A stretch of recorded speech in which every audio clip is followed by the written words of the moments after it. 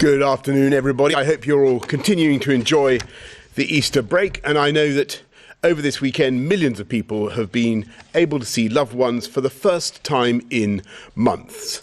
And I want to thank you all again for your patience, because it is really clear now that this is paying off. And it's your collective efforts, our collective efforts, that have given us the crucial time and space to vaccinate more than 31 million people. And I'm pleased that we've also been able to support our overseas territories, so that Gibraltar has become the first place in the world, one of the first places in the world, to offer a vaccination to its entire adult population.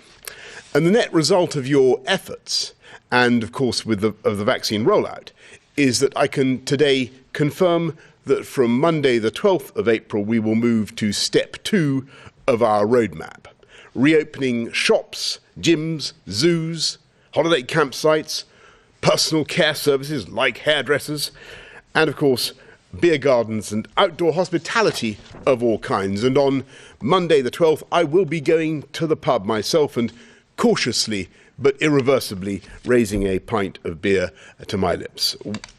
We're also increasing the number of visitors to care homes from 1 to 2 to allow residents to see more of their loved ones.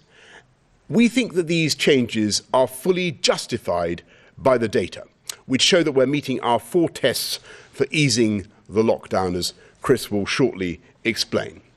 But, and you know I'm going to say this, we can't be complacent.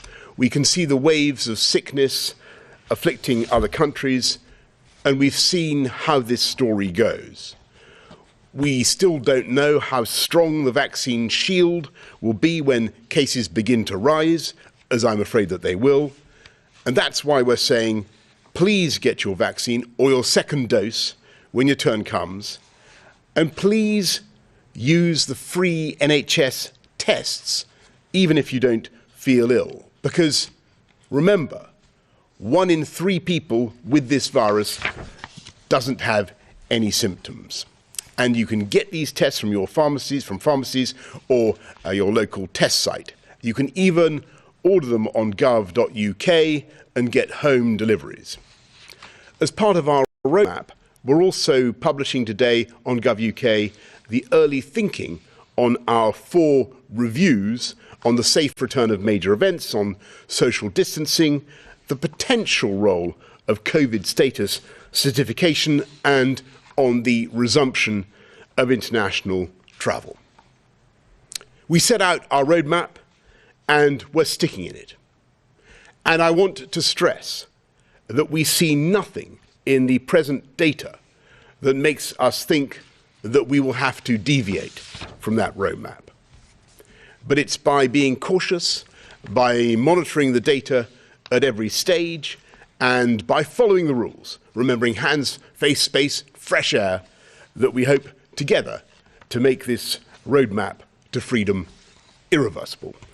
Thank you very much. I'm now going to go to Chris for the slides. Thank you, Prime Minister. First slide, please. The government set out 4 tests, and these just lay out some data, some of the data that lie behind the decision that the tests had been met. The first test was that the vaccine deployment programme continues successfully.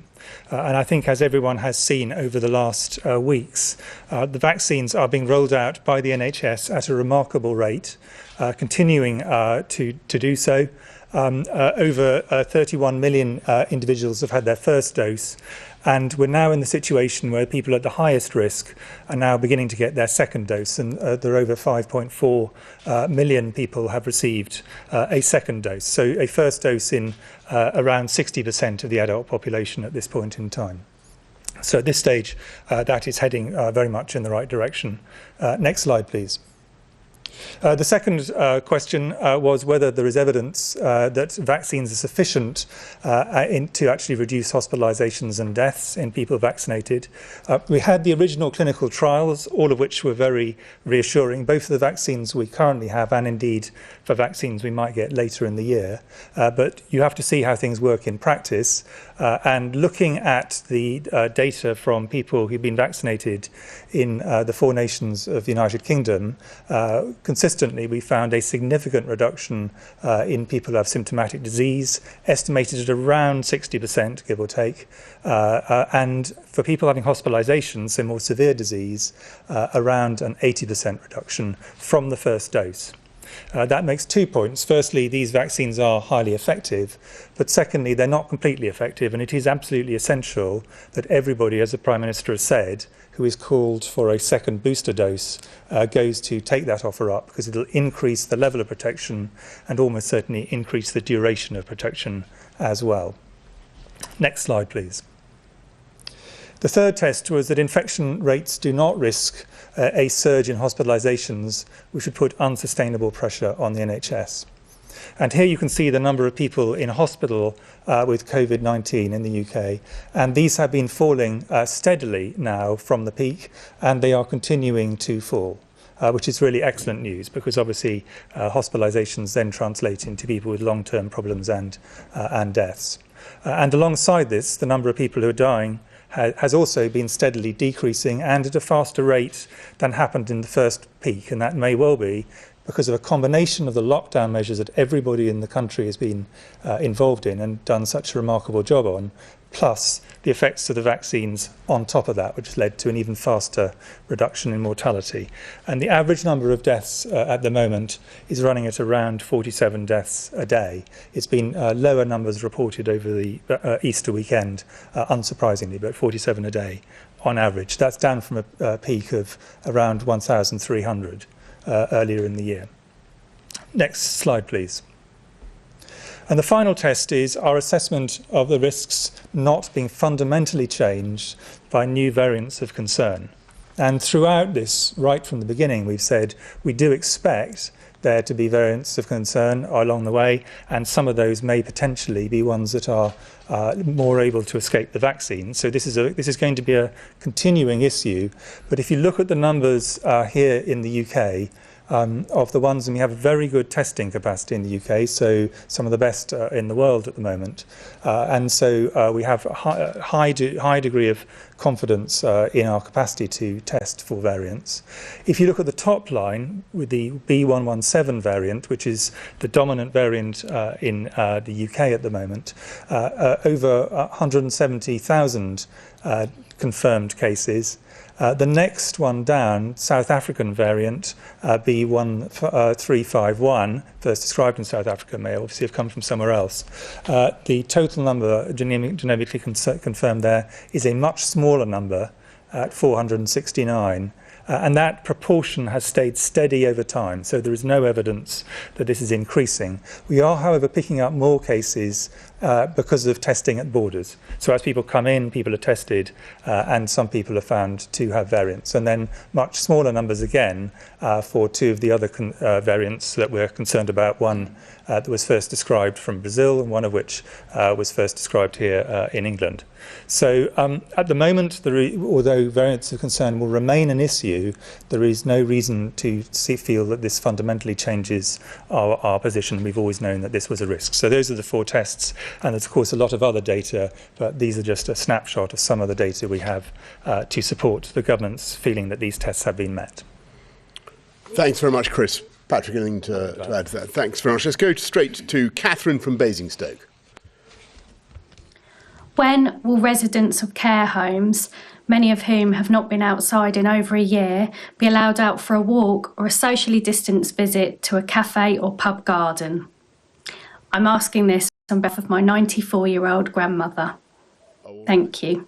Thank you very much, Catherine. And I think that, Catherine, you speak on behalf of millions who want to see more flexibility for visiting elderly relatives in care homes or allowing them to do more. And I know it's been a very, very tough time for those in care homes. You remember how hard our care homes were hit by that first wave of the pandemic. We've had to do everything we can possibly to protect them. What we're doing from Monday, April the 12th, as I said just now, is we're allowing more people to visit elderly relatives in care homes. going up from 1 to 2. And Catherine, we're doing a review right now on the specific request that you make, and I'm sure on behalf of many others, to try to get that going in a reasonable and a safe way. But you'll hear a bit more about that, Catherine, later on in the next few days. Can we go to Matthew from Norwich? As more adults become protected due to the speedy vaccine rollout, is there a risk that COVID-19 could mutate and affect children more? If so, are scientists looking at a vaccine for children also?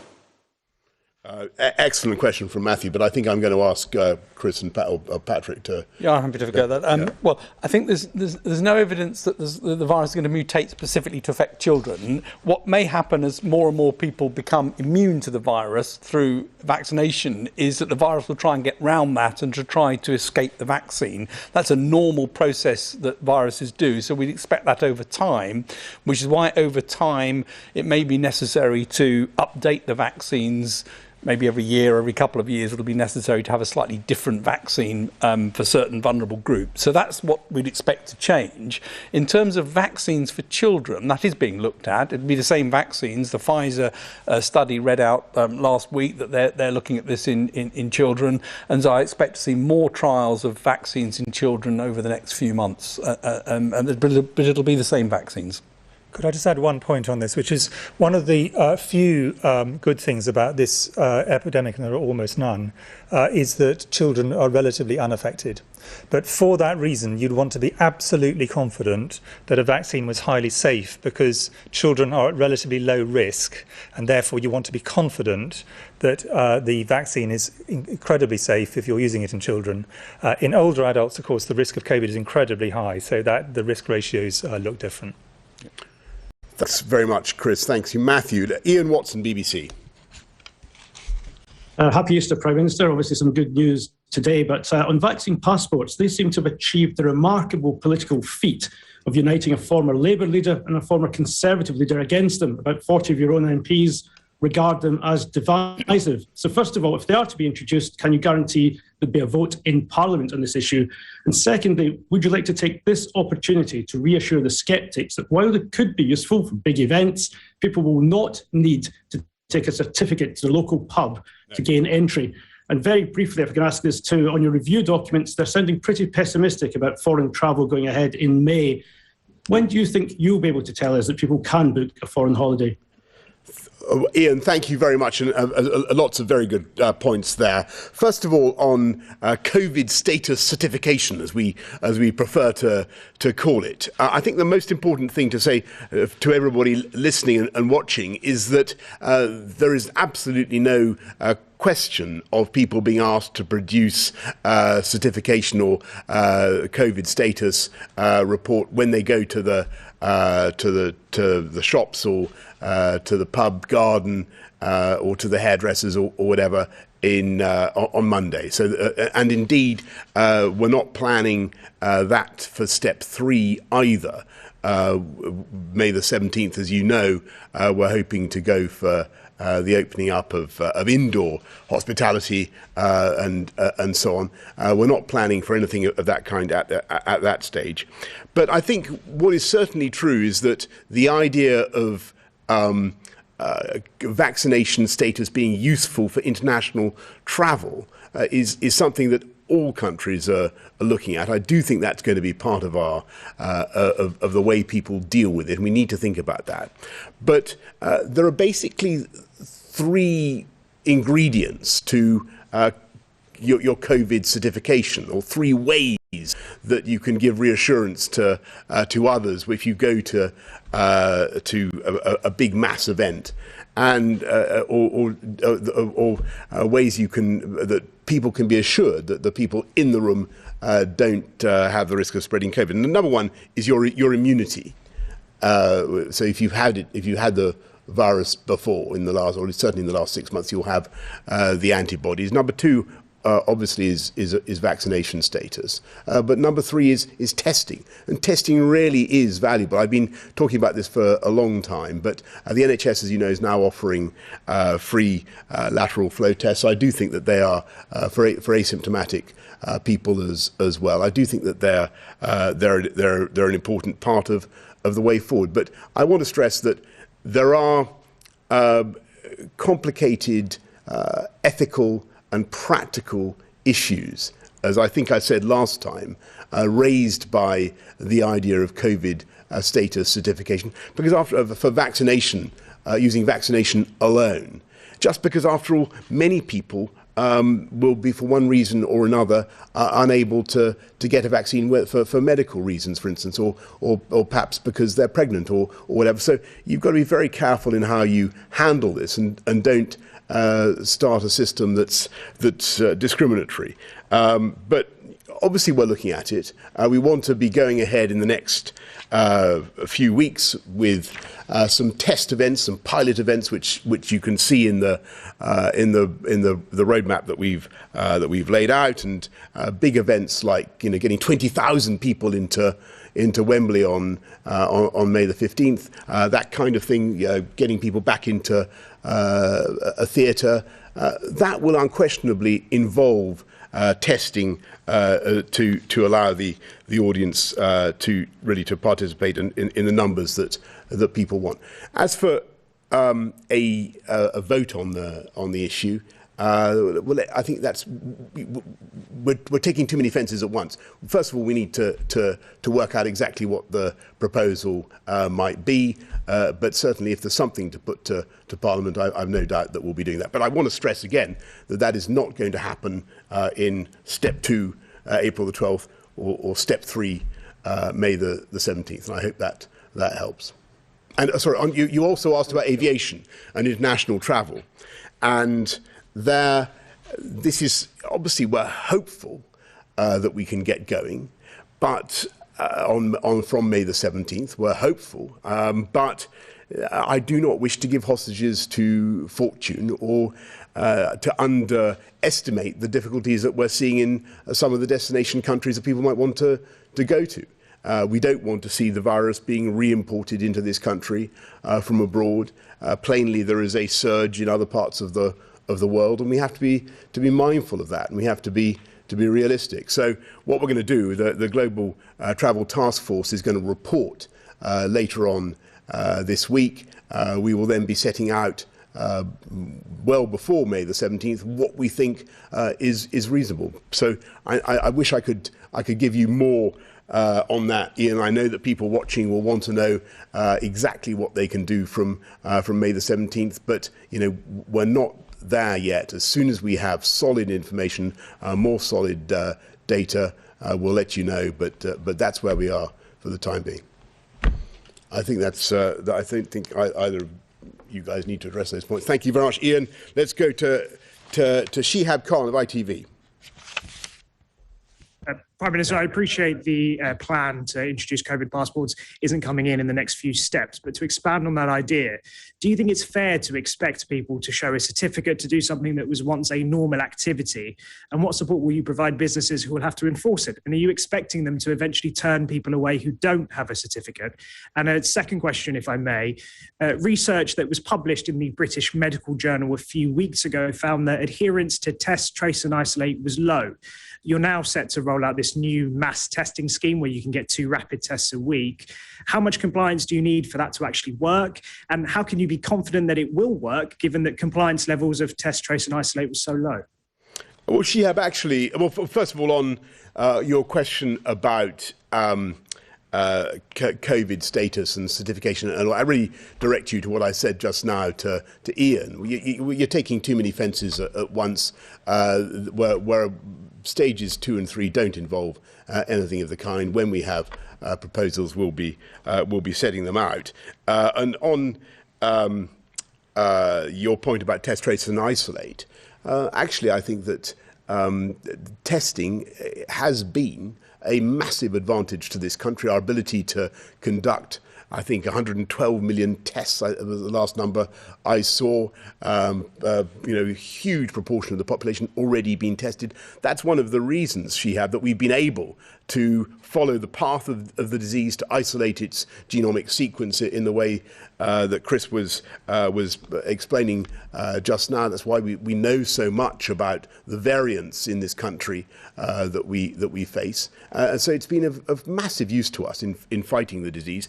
And I think that lateral flow testing will be of great advantage to us all as we go forward. I mean, I do lateral flow tests before I go out on a visit to test whether or not I might conceivably be infectious. I think it's a sensible thing to do. The NHS is now offering, as I say, these free tests, and I think people should use them. No. I mean, lateral flow tests are effective at picking up people who are infectious. They're not 100% effective, so a negative doesn't mean you absolutely haven't got it, but a positive is useful to identify those people who then need to isolate. And you're right that testing alone isn't what matters. It matters if you're positive, and it's a true positive, you isolate. And lateral flow tests are definitely part of a way of trying to pick up more people who otherwise wouldn't be picked up. Thank you. Beth Rigby, Sky. Thank you. Prime Minister, on February the 22nd, when you announced your roadmap, you said the vaccination programme would create a shield around the entire population and put us on a one-way road to freedom. But now, after June the 21st, it looks like you're asking us to have twice-weekly testing, and it's likely that we'll have to carry around some form of COVID certification. Is that your vision now for what freedom looks like for all of us, and how long are we going to actually have to live like this? And to Professor Whitty, Chile has one of the world's fastest vaccination rates, but it's also just had to close its borders to slow the spread of COVID and stop the influx of new variants from abroad. Is there anything we can learn from the Chile experience, and are there any implications of it on our own summer holidays? Beth, first of all, Chris, I'm sure will want to answer the question about Chile, but on the the vision for the future and what the world will be like after June the 21st, I think a great deal depends on the continuing success of the vaccine rollout and us continuing to satisfy the 4 tests. And if things continue to go well, I do think that for many people in many ways, life will begin to get back to, at least some semblance of normality. But, we're still some way off there. We've got to be guided by the data, and we've got to make sure that we follow the roadmap. That's the way to get there. And I think that a world in which we continue to have testing is not going to be too onerous. But, you're slightly putting the cart before the horse. We need to make sure we get through stage 2 right. We get through the April the 12th openings, get through the May the 17th openings, all right if we can, and then June the 21st. We finally open up a lot of things that we couldn't open up last year. I think things will feel really very different for the first time in a long time, but we've got to be pretty cautious to get there. I think we're still on target. I want to repeat one key thing I said earlier on. There's nothing in the data that I can see today that would cause us to deviate from the roadmap as things stand. On the question you asked me, Chile provides one important example. I think the other extreme, Israel provides another. 2 countries that have got very extensive vaccination.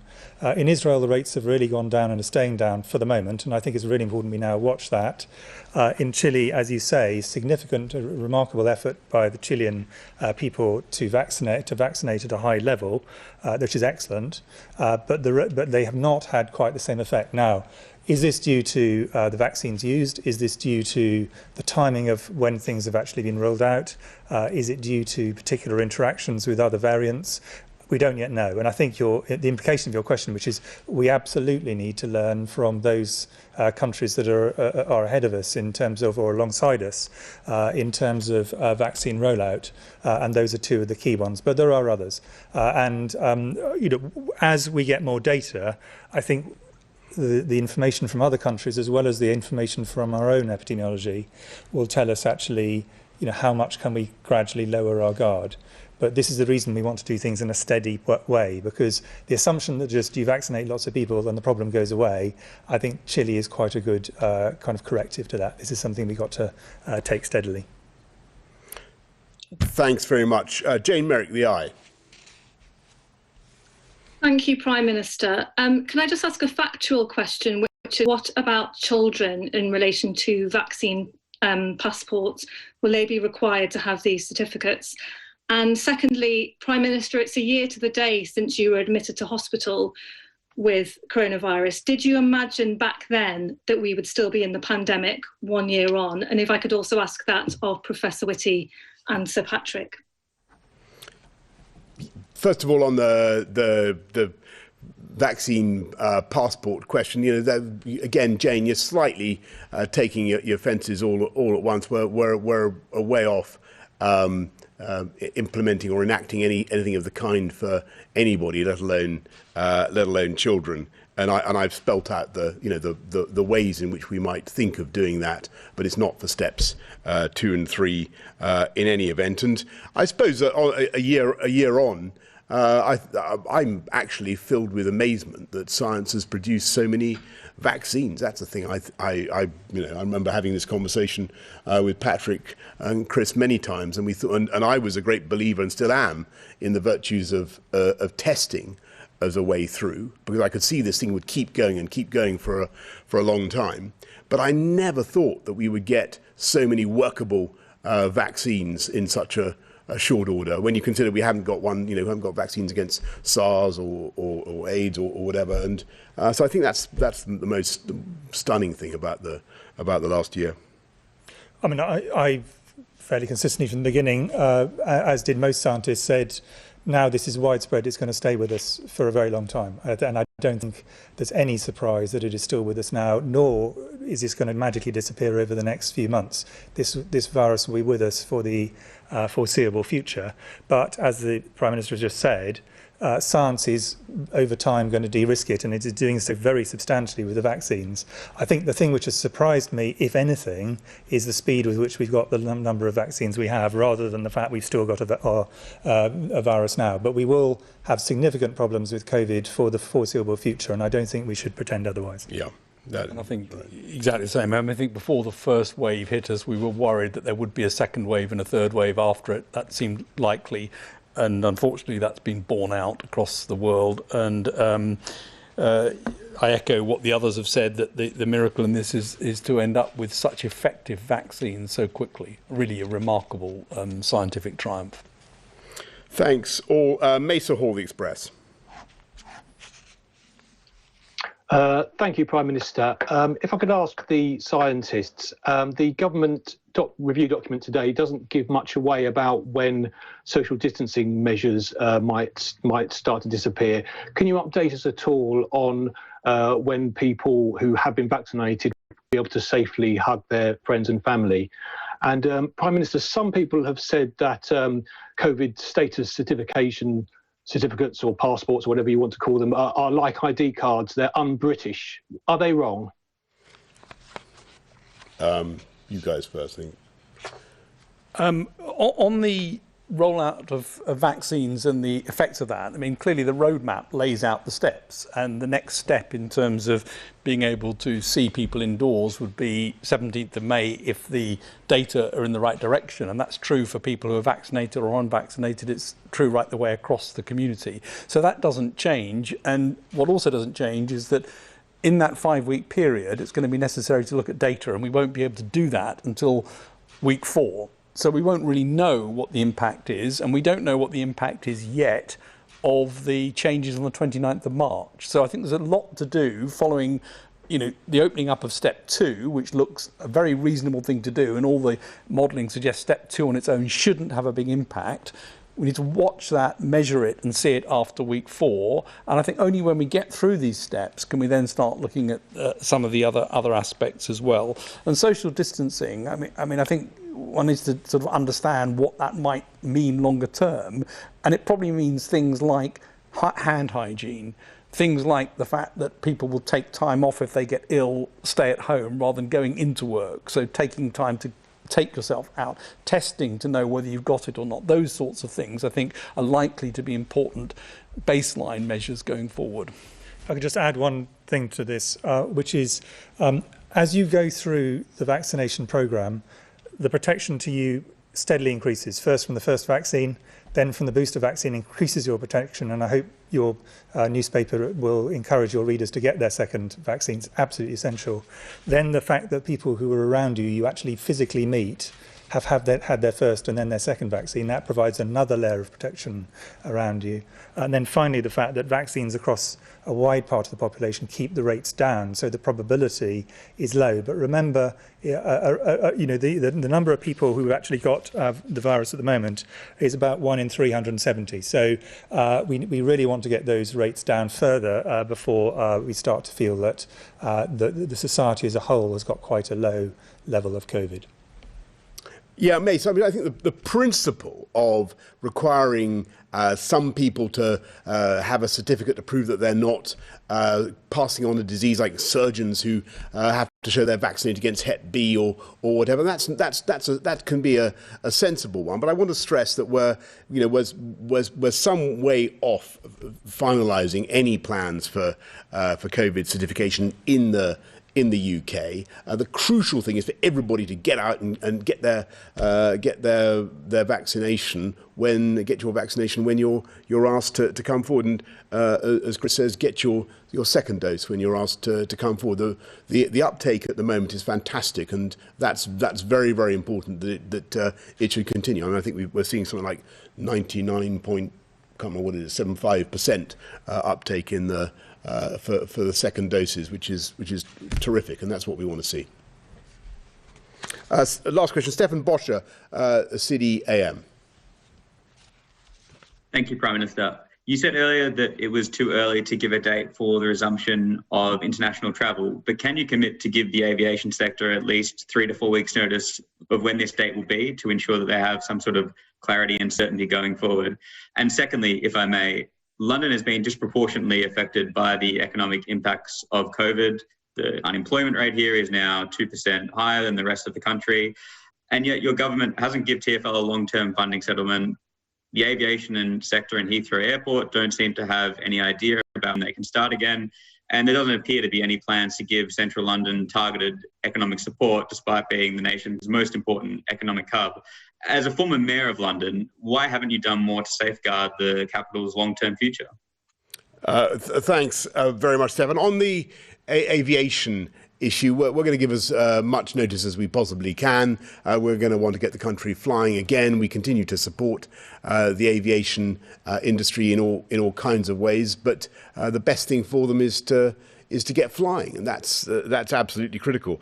I also happen to think that the London economy is capable of bouncing back very strongly, and the way to do that is to get people back into the centre, get the shops open again, get people moving again get the agglomeration effects of a gigantic metropolis like London working again. But that requires people to be safe, it requires people to be confident, and it requires the vaccine rollout to continue to be successful until we get to steps 3 and 4. And then I think you really will see a big change in the way we live our lives. Now, I don't think that's necessarily going to come in a rush. I think people will take time. I think a lot of people have learnt to work more from home during the pandemic. But my experience is when I was running TfL, is that actually there's a kind of paradox of remote communication, which I mentioned before. The more people spend time trying to communicate by Zoom and on all sorts of remote electronic communication, the more they hunger and thirst actually for direct contact with the people that they need to talk to. So I think that will all come back. It may take a while, Stefan, for it to come back, but I've absolutely no doubt that London will bounce back very strongly, particularly once we get the life going again in the artistic, the cultural sector, the theatres, all the rest of that. Once that starts going again, and you can see from the roadmap how that can happen, I think there'll be a really big change in London. As for the finances of TfL, I must respectfully remind you that I left them in robust, good order, and it is not through any fault of my own that the current Labour mayor decided to blow them on an irresponsible fares policy. We're doing our best to help him out, and will continue to do so. But I'm afraid you've got to look at some of the decisions that were taken by the current Labour mayor as well. I hesitate to make a point like that, but since you rightly draw attention to the fact that I'm a proud former mayor of London, I do think we could look at the way TfL has been run. That doesn't mean we aren't going to continue to support. Of course we are, but we need to have some responsibility from the mayor as well. And there was, I'm afraid, a black hole in TfL's finances even before COVID began, as I'm sure you will recollect, and your readers will recollect. Okay, everybody. Well, on that slightly London-centric note, we're going to end. But there you go. The roadmap continues to be one that we are sticking to like glue. It's all the data that I can see suggests to me that we have no reason to deviate from it. We're going to get to step 2 on April the 12th, and at the moment things still seem set fair for May the 17th, but we will keep everything constantly under review. Thank you all.